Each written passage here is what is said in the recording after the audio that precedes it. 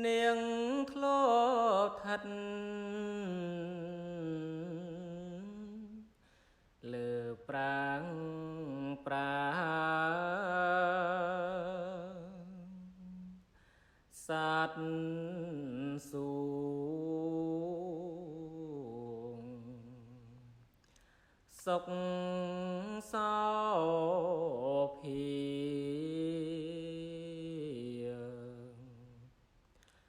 អង្គបរិពាង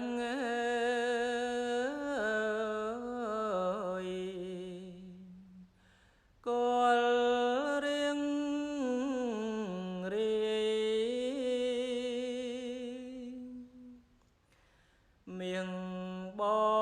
ង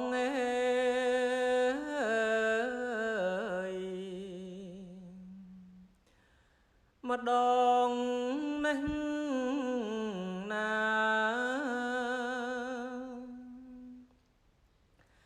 ចាំងឃ្លានឃ្លេពេកអមបាយមាសបងម្ដងម្ដេច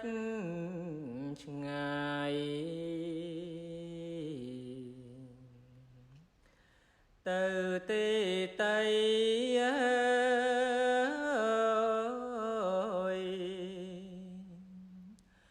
ដូចឆ្នេះ